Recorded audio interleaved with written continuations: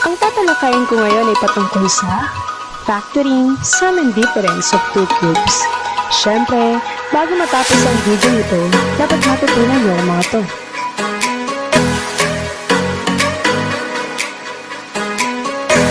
Tara, tuklasin natin ang suknayan.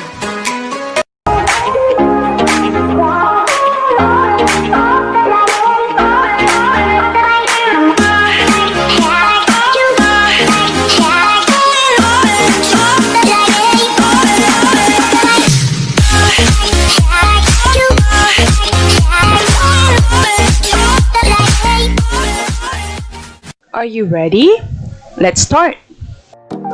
Sa video ito ay may encounter nyo ang mga salitang to. Una ay cube root. Ang naka-flash sa screen nyo ay nagpapakita na ang kabaliktaran ng cube ay cube root.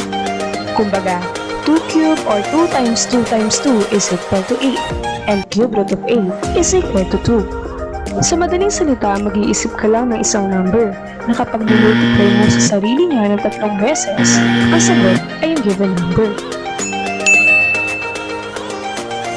Binomial, from the word itself, bi means 2.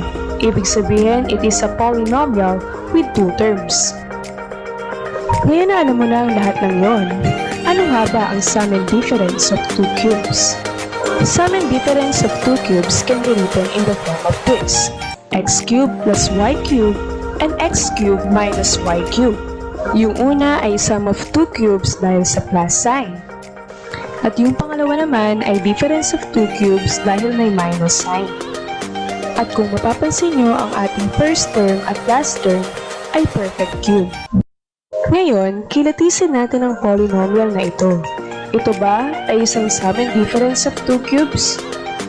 Sabi natin kanina, ang first term at last term ay dapat perfect cube.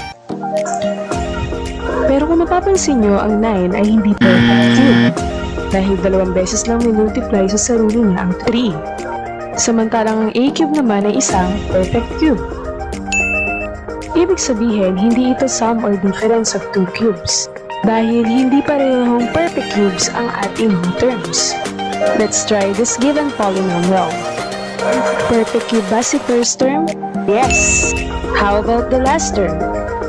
Yes. Meaning to say, this is a sum or difference of 2 cubes. Difference of 2 cubes dahil may minus sign. Now, I want you to try this. Identify if the following are sum or difference of 2 cubes.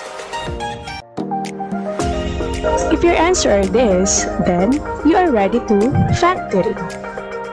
Ang pag-factor ng sum and difference of 2 cubes ay madali lang dahil may sinusundan lang tayong pattern. Kung mapapansin nyo, isa itong sum of 2 cubes dahil may plus sign. At ang factors niya should be in the form of this, na kung saan ang mga signs ay alternate. Plus is equal to plus minus plus, or P is equal to P and P. Ito naman ay difference of 2 cubes dahil sa minus sign. At yung pattern ng factors niya should be in the form of this, na kung saan ang signs ay minus is equal to minus plus plus, or M is equal to MPP. Naintindihan mo ba? Sige nga, try nating i-factor to. Let's factor x cubed minus 343. Since minus sign, ibig sabihin isa itong difference of 2 cubes. And the pattern should be look like this, na kung saan ang mga signs ay m is equal to MPP. Next ay kukunin natin ang value ng x at y. Paano?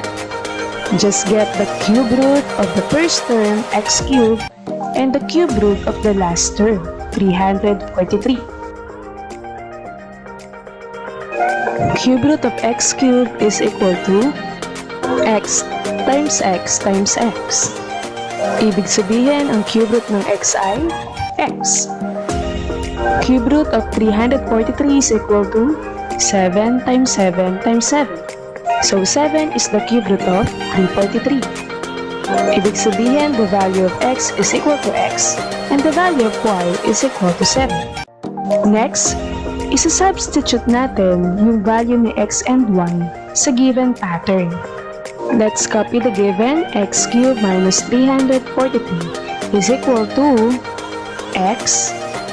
Since yung y natin is equal to 7, minus 7 times the quantity of x squared plus x times 7 plus 7 squared. Then, simplify. Still copy x cubed minus 343 is equal to x minus 7 times the quantity of x squared plus 7x plus 49. Ibig sabihin, ang factors ng x cubed minus 343 ay x minus 7 and x squared plus 7x plus 49. Gets? Sige, isa pa. Let's factor a cubed plus 8. Dahil may plus sign, isa itong sum of two cubes. And the pattern should be look like this.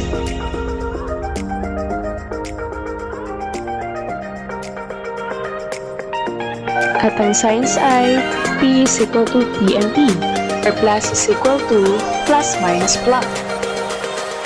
Next, get the value of x and y by getting the cube root of the first and last term. Cube root of a cube, cube root of 8. In cube root of a cube, we can simply divide the exponent and the index. 3 divided by 3 gives you 1. So a raised to 1.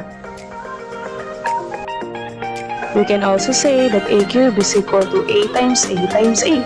So the cube root of a cube is equal to a. Cube root of 8 is equal to 2 times 2 times 2. Then 2 is the cube root of 8. Meaning to say our x is equal to a and y is equal to 2.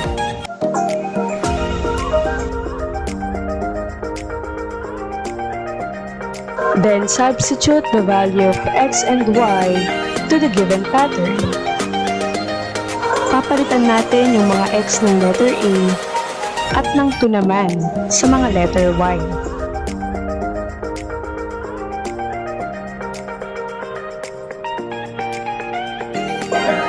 Copy the given, which is a cubed plus 8 is equal to x becomes a plus y becomes 2 times the quantity of a squared minus a times 2 plus 2 squared. Then, simplify.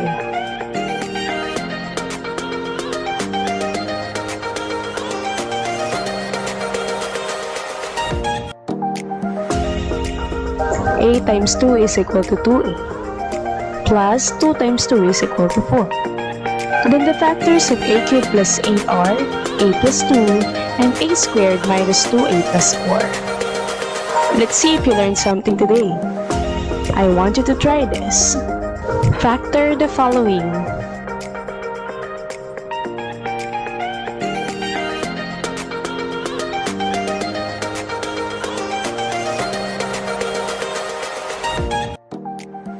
I want you to practice as much as you can.